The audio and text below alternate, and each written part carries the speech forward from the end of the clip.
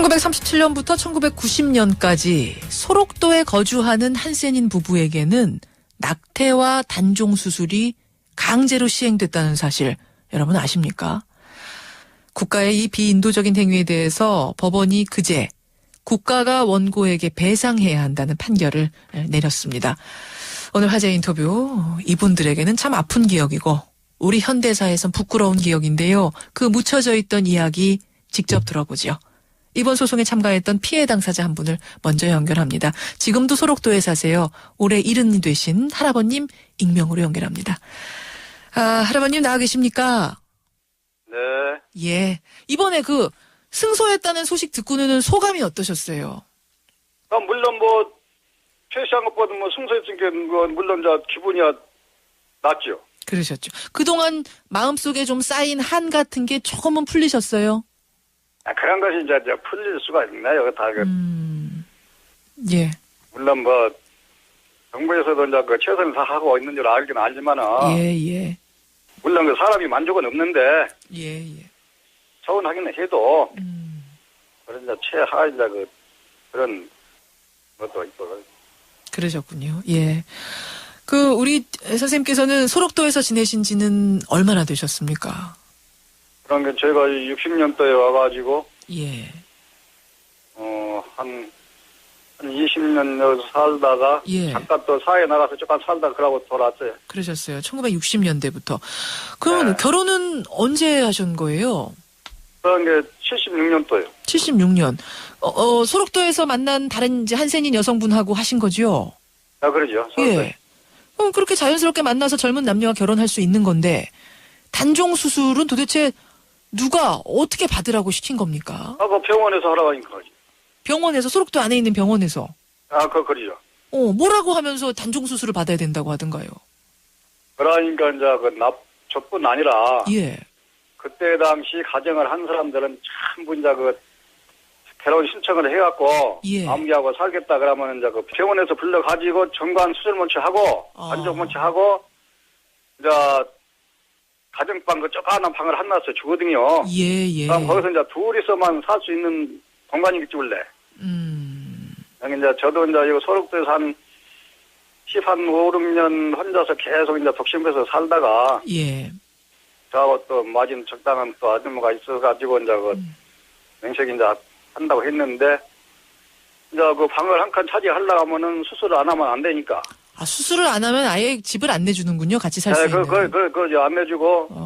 그럼 이제 지금이야 이제 웬만하면은 사회 가서도 살고 한다 하지만 그때 당시는 부모 형제 밑에서도 못 살고 왔잖아요. 엄격했죠. 그냥 소록도에만 한센인들은 살 수 있는 거였죠. 그러면은 그때 당시는 돈도 없지. 예.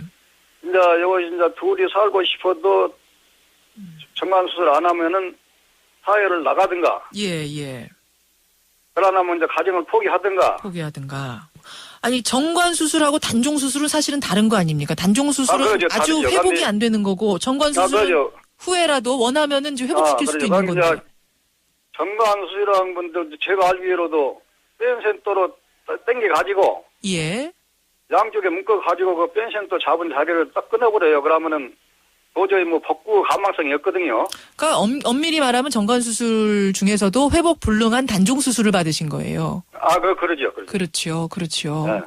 그러니까 뭔지도 모르고 이거 받아도 아무렇지도 않다. 결혼하고 싶으면 반드시 받아야 한다고 해서 남성들은 단종 수술. 여성들은 어땠습니까?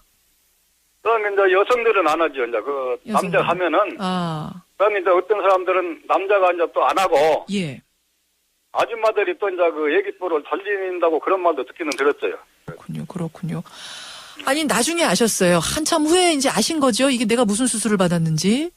이게 어떤 수술인지 내 몸에 어떤 이 해가 있는 수술인지 알게 됐을 때 그것도 더 이상 자손을 가질 수 없는 수술이란 걸 알게 됐을 때 그 심정은 어떠셨을까요? 이게 참 모든 마무리 다 실을 정렬을 다 뻗치는데 물론 어떻게 생각하면은 까마귀 속에 까마귀 나온다 해가지고 그렇게 한 것 같은데 그러니까 의사들은 그렇게 60년대부터 예. 유전병이 아니고 전염병이다 그렇게 판결을 하면서도 완전히 못 낳게 단종을 했다고 이제 그런 말을 하대요. 그러니까 우리는 이제 살짝 그런 것도 몰랐는데, 예, 예. 이제 그때 당시는 물론 뭐 인간으로 태어났지만 인간 노릇을 못하고 우리는 이제 한평생을 그냥 여기서 그냥 사는 거지. 이번에 이제 이게 배상 판결이 1심 밖엔 사실은 안 됩니다. 이제 2심, 3심 더 가야 될지도 모르는데요. 힘내시고요. 예, 반드시 좋은 결과 있기를 기대하겠습니다. 네. 예, 고맙습니다. 네. 예. 이번 소송에 참가했던 피해 당사자 한 분을 먼저 연결했습니다. 이어서 이번 소송에 참가하고 있는 변호사 한 분을 만나보죠. 한센인권변호인 단내 단장이세요. 박영립 변호사 연결이 되어 있습니다. 박 변호사님 나와 계시죠? 네, 안녕하세요. 네, 이런 식의 앞에 나오신 그 할아버지 같은 피해자가 몇 분이나 됩니까? 네. 피해자들은 한 650여 분이 되는데요. 예, 예. 이번에 그 강제 단종 낙태 피해를 입은 한센 병력자 19명에 대한 판결 선고가 있었습니다. 피해자는 650명이지만 일단 1차 소송은 19분이 들어가신 거군요. 네네. 그렇죠. 얼마씩 배상하라는 판결이 난 거죠? 예. 그 낙태 피해자에게는 4천만 원, 예. 단종 피해자에게는 3천만 원씩 3천만 원씩. 배상하라는 판결인데요. 예. 그 헌법상 보장된 국민의 기본권을 침해한 국가가 그 피해를 입은 한센인들에게 그 피해를 배상하라는 매우 의미 있는 판결이라고 생각을 합니다. 예. 근데 사실 한센병은 유전병도 아니고 전염성도 네. 낮고 심지어 네. 지금은 완치도 가능한 병 아닙니까?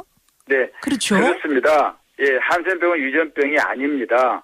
그리고 1950년 이전에 완치약이 개발됐고 예, 예. 1980년대에는 세계보건기구에서 한센병 퇴치구로 분류됐습니다. 그러니까요. 그런데 예. 어떻게 국가가 1990년까지 불과 20년 네. 전까지 이런 무자비한 낙태 단종 수술을 자행했단 말이죠. 이해가 네. 안 가서요. 그러니까 국가가 이러한 사실을 일반 국민 및 한센인들에게 제대로 알리지도 않고 오히려 해방 이후는 물론이고 1980년대 후반, 90년대 초반까지도 그런 수술을 시행함으로써 그 한센인들에게 국민의 기본권을 침해했다는 것이 이 판결의 요지입니다. 예. 설사 유전병이었다고 하더라도 국가가 이렇게 개인에게 아이 낳아라 말아라 할 수가 없는 건데 참 네. 이런 일이 90년대까지 일어났다는 게 참 이해하기가 네, 어려운 건데요. 안타깝습니다. 네. 변호사님께서 알고 계신 가장 비인간적인 사례가 있다면 하나하나 저 사례들을 다 연구를 하셨을 텐데. 네네. 뭐 모두가 다 그 비인간적이고 반인륜적인데요. 예. 그 특히 낙태 수술로 꺼낸 태아를 알코올 표변병에 담아서 직접 본인에게 보여주기도 하고 수술실에 전시까지 해놓는 등 그런 반인륜적 처사가 있었고요. 가장 그 안타까운 사례들이 많이 있습니다만은 그 중에서 특히 기억에 남는 것은 예. 자기가 자식이 없기 때문에 더 이상 부모를 제사도 모실 수 없다고 그래가지고 자기 생전에 그 묘에 가서 파묘해서 이 화장하고 그 흙 뿌리고 와서 그냥 거기서 지금까지 계속 울고 지내는 그런 그렇군요. 그 할아버지도 있었습니다. 이런 분들을 이제 돕기 위한 그나마 조금이라도 위로를 드리기 위한 소송이었던 건데 이제 겨우 1심 된 거죠, 1심. 네, 예. 그렇습니다. 혹시 국가가 항소합니까? 물론 법률적으로는 쉽사리 항소할 수 있습니다. 예. 그런데 방금 말씀드린 대로 한센인들은 이런 피해 이외에도 그 교육의 기회나 직업 선택의 기회를 박탈당하고 예. 그리고 6.25 전쟁 시에는 집단 학살도 당하고 강금 폭행 수많은 피해를 당했습니다. 그렇죠. 그래서 일본에서도 이와 유사한 사례가 있었는데요.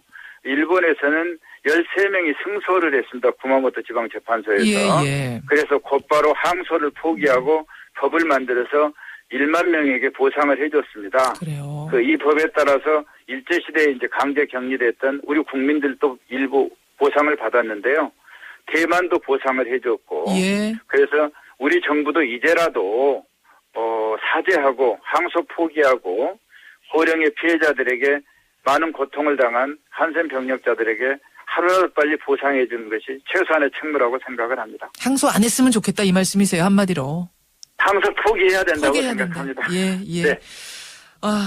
어떻게 이 재판이 진행이 되는지 마무리가 되는지 끝까지 관심 가지고 지켜보겠습니다. 고맙습니다. 네. 네. 예, 한센인들을 돕고 계신 분이세요. 박영립 변호사 만났습니다.